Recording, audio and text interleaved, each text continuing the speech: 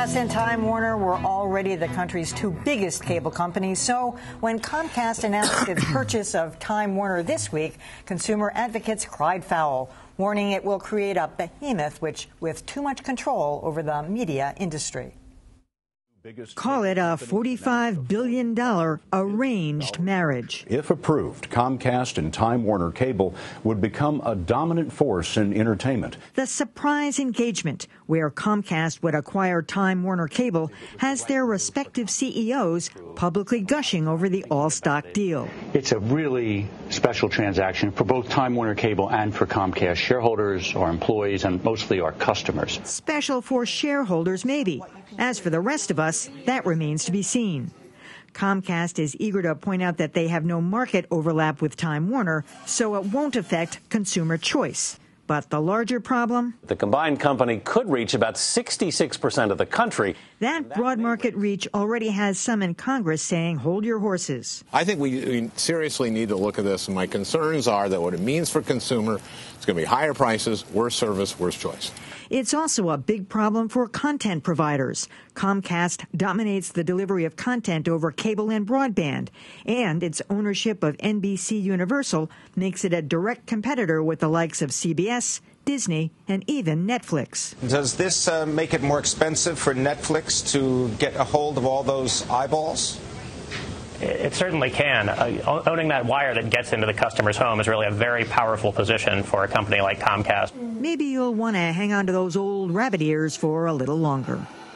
Well, I look at this in a positive point of view. It's two birds with one stone. Rather than hating Time Warner and Comcast, now we can just hate one big company because, we're all getting these usurious fees and whatnot. I mean, I'm surprised that this is happening. You know more about these mergers than I do. This is allowed. This is an outrage. I mean, in the 1920s, the movie studios weren't allowed to own movie theaters. Now, it seems like everything goes. Comcast should not have been allowed to buy NBC. They certainly should not be allowed to buy Time Warner Cable, and this is all happening at a time when the courts are eroding net neutrality. So, I mean, I think that the big fear that a lot of people have is that we're beginning to see the erosion of the idea of an open internet that is a great communications tool for everybody. On the face of it, this looks like a consumer issue, and it is. But I think more importantly, I think this is a free speech issue, and I think we really need to be concerned about this. And my favorite argument, I love the argument in favor of it, that, well, this will not reduce competition because there's already no competition. Oh, that's a great argument. That is good. I like that. Yeah, it's very easy to view this because everyone loves to hate their cable company and their broadband provider. It's easy to look at it from that consumer point of view, and you're right, the competition doesn't really change substantially there. But it's the size of this behemoth in negotiating deals with channels. We just saw DirecTV basically saying we don't need the Weather Channel anymore. We have our own alternative. DirecTV will have much smaller market share and power than what a combined Comcast, Time Warner, Goliath would have. And you're right, it has to be viewed in the context of net neutrality. To put it in a different context, Time Warner Cable was already in advanced negotiations with Apple about the new Apple TV product that could be coming along. And the way that you would see some sort of innovation in that space would be one cable company doing it and others feeling that they need to match. Comcast is probably not going to have anywhere near the same interest in doing that, and that means it's going to be harder for outside people, whether that's content providers or whether that's companies like Apple or whoever, to enter the space. I think it's a bad move.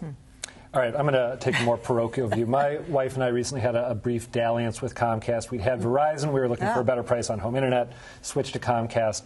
The installation was great. The service itself was absolutely terrible. The internet did not work well. Verizon worked much, much better. And then when we canceled, within, I should say, our 30-day window to cancel, we ended up having what I contain are inappropriate charges left on our account. And listen to this. Comcast, without sending us a final bill, sent our $80 owed that they claim to a collection agency. Yes. Wow. So I am a word I can't use here on TV, about dealing with Comcast, and I hate the idea of a world in which Comcast has more power than it already does. I think this is terrible. Let me echo that, because I horrible service from Comcast.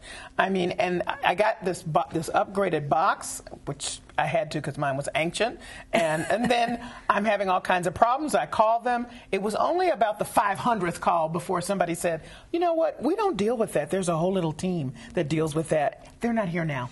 It was just, it's ridiculous. So you know that if they're not taking care of the customers they have currently. Well, other than the fact that it's always Daryl or his other brother Daryl that shows up, and they're all, with the cracks down the pants and the whole thing. My installer was fantastic. I've always had good service. Interesting. So we've had converse experiences with them. Right now my Wi-Fi isn't working. I can't remember who to call. I've had good service from Comcast. Their reputation is that their service is much better than Time Warner. That's not the point. Exactly. The point is the larger principles here. That's right. Speak for yourself. Really. That is the point. That is the point. As consumers, we should have a choice about who we get our internet from and who we get our television from. What is the alternative here? Is there anybody else we could go to? No, because they're going to own it all. What's so Fios? Well, Verizon Fios was meant to be a competitor, but now they have a deal with Comcast because they realize they couldn't get penetration. So, you're completely subsumed by this giant thing. When you say what's the alternative, there was a time when Google was talking about we're going to roll out free internet all over the country. What about that John Malone company?